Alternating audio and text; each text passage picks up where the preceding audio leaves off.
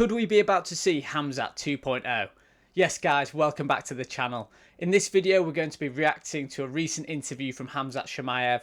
The guy's been in the wilderness in obscurity for months now, but he's come back and revealed some big information about his career, where he is right now, his change of training camp, and his plans for the middleweight division. Before we get into the clips, I think it is worth having a discussion about where Khamzat is in his career currently.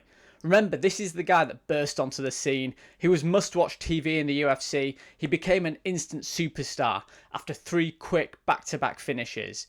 However, recent years have seen him plagued with inactivity. He's getting rumours of being a pull-out merchant. If you remember the time where he came in 7 pounds overweight when he was meant to fight Nate Diaz, he ended up fighting Kevin Holland. Look, that was still a great fight. But there have been many question marks over Khamzat in the last few years.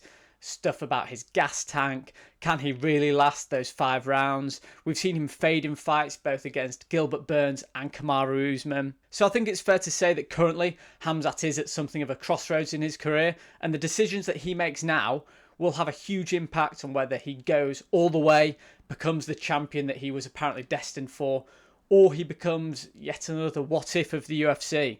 A guy who could have made it, but for either things outside of the ring, health, injury, he just didn't quite make it. But anyway, I think that the clips we're about to look at do address some of these things, so let's have a look. Just to give some context to this first clip, Khamzat has left All Stars Gym in Sweden. I think he was training in the UAE for a bit, but now he's announcing that he's gone back to Russia to train with his first ever wrestling coach.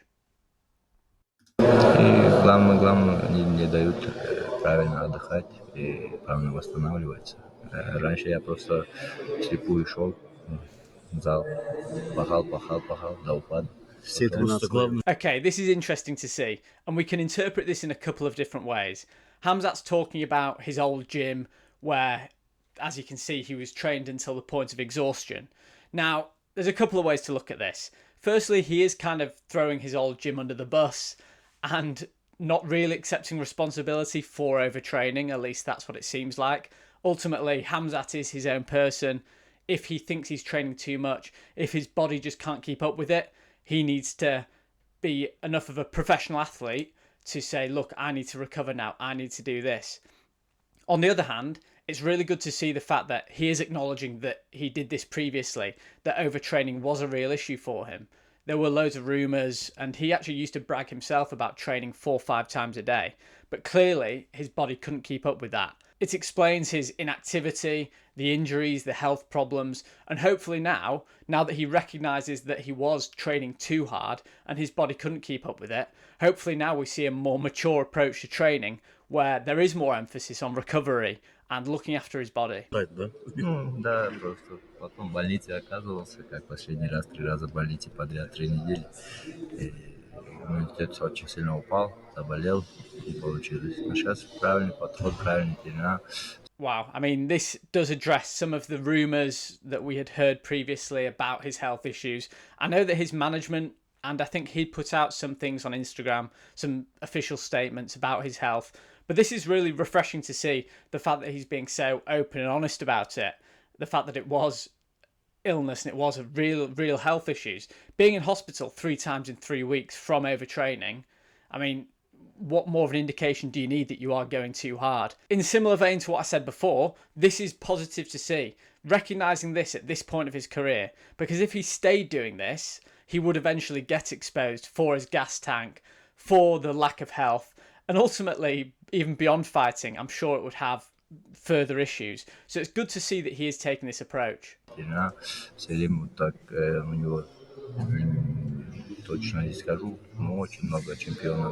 Again, this is kind of a bit of a dig at his old coaches, maybe blaming them for not giving him the best preparation, which is fair enough to a point, because your coaches should have your best interests at heart.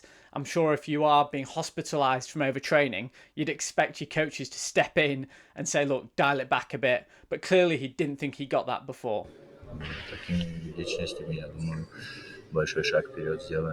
This bit at the end is really good to see. He says, I'm going to take a big step forward, which is recognising, as I said at the start of this video, that he is at a crossroads currently.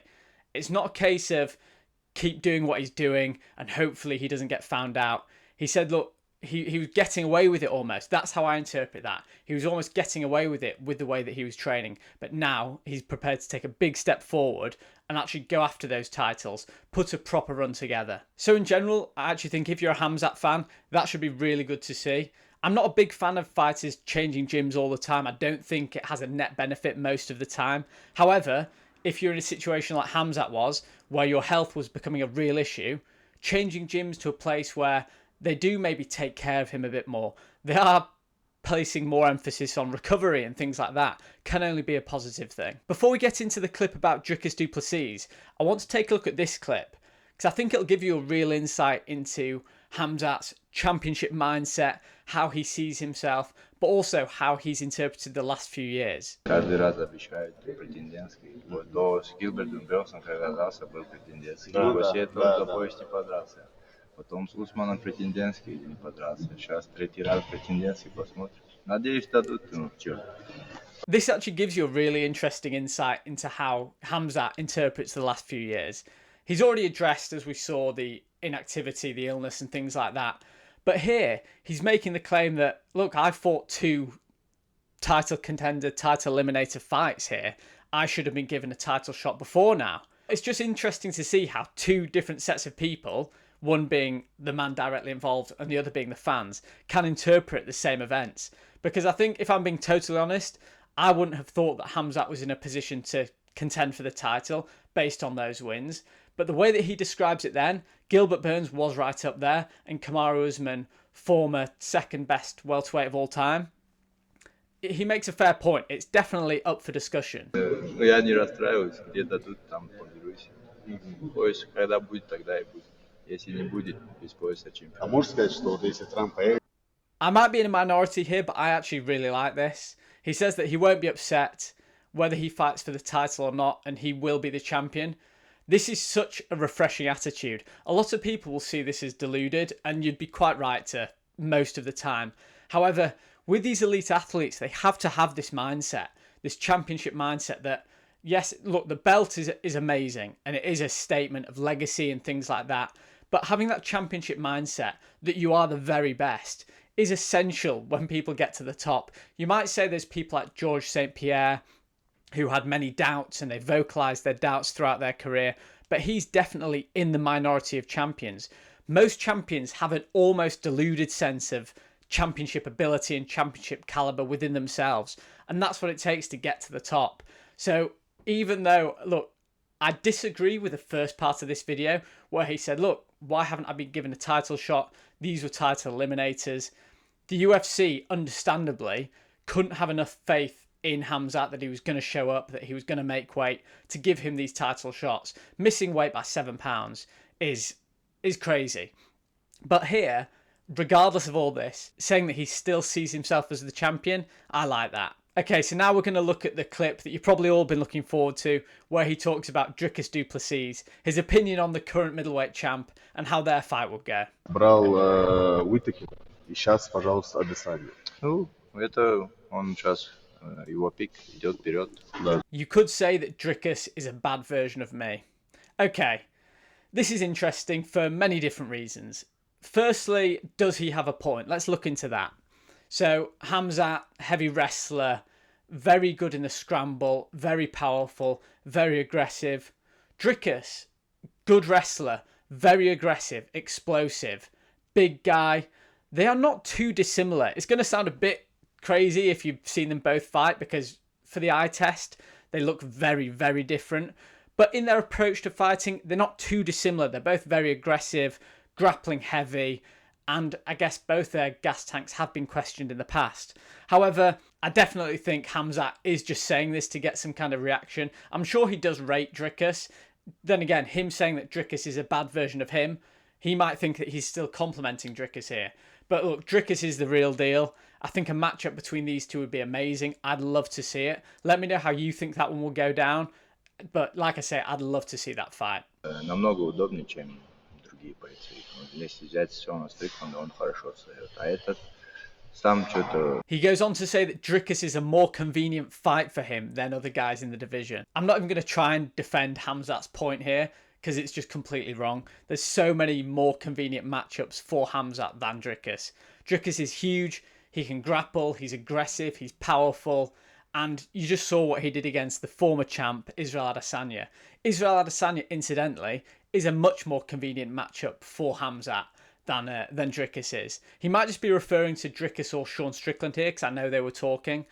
And that's an interesting one, because I think Sean Strickland against Khamzat would be a really interesting matchup. Khamzat gives Strickland his props. He says that he is difficult to take down, which we have seen before.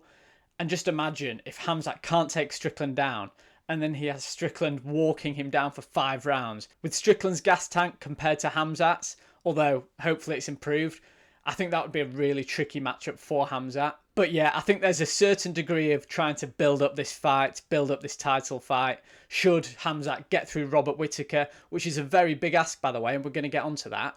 Should he get through Robert Whittaker, then Khamzat against Dricus, he's already trying to get the ball rolling, get some more interest in this fight, which I wouldn't worry about Khamzat. There will already be a lot of interest in this fight. There is interest in all Khamzat fights, which is why it's so frustrating that he's been so inactive. But anyway, that's what I wanted to look at in this clip. And if Khamzat is trying to build this fight, it is being reciprocated by Dricus. He actually wrote an Instagram comment on one of Khamzat's photos saying, "Put a shirt on, princess, before you catch another cold." Now look, whether you find that funny or not, Dricus has proven to be able to get under people's skin. Both Sean Strickland and Israel Adesanya were clearly affected by his mind games before their fights. So who knows? Khamzat seems to be so stoic at times, but also he's a bit of a loose cannon. Remember the Kevin Holland incident backstage that time. But Dricus definitely wants this fight as well. He said, look, if I beat Strickland and then I beat Khamzat, then I deserve to be able to go up and try and become double champ at light heavyweight. Talking about the Robert Whittaker fight, I do want to just touch upon an article that I saw in MMA Junkie where Robert Whittaker's talking about the Khamzat fight. Robert Whittaker says that beating Khamzat Chimaev will prove that I'm the best middleweight in the world. I actually think the opposite is true. If Khamzat beats Robert Whittaker, he puts himself up there with Israel Adesanya and current champ Dricus Du Plessis as the only people who've beaten middleweight Robert Whittaker. If Khamzat does this, and again it's a huge ask, Robert Whittaker is such a good fighter and he has only lost to the very best. If Robert Whittaker beats Khamzat, he definitely deserves the title shot. I actually wouldn't be mad if he did skip the queue ahead of Sean Strickland, but that's another conversation for another day. By saying this, Robert Whittaker is showing how highly the fighters regard Khamzat Chimaev, how highly they rate him. However, I think you can't say that by beating Khamzat you are the best in the world, just because he hasn't been active, he hasn't proven himself so much at the highest level. But look, he won't be far off. If he beats Khamzat, Robert Whittaker won't be far off. He already is in the top 3 middleweights in the world. I just really hope that this fight does happen. I pray that Khamzat's health issues are a thing of the past now that he's changed camp. He seems to be taking a different approach to life, taking training not more seriously, but he's being more sensible. He seems to be taking a more intelligent approach to training, which is so important, especially at the highest level. But anyway, I've really enjoyed making this video. I'm going to put up this clip as well, just to show Luke Rockhold and Khamzat rolling, doing a bit of grappling. It just shows that for people who think that Khamzat is just this brute, how technically good he is. If you remember the scramble as well against Kevin Holland, rewatch that fight after this video, just to show how good a grappler he is. But yeah, let me know your thoughts. Do you think that Khamzat is the real deal? Do you think these changes have come just at the right time? Let me know your thoughts down below. I hope you've enjoyed this video. I really enjoyed making it, and I'll see you guys later.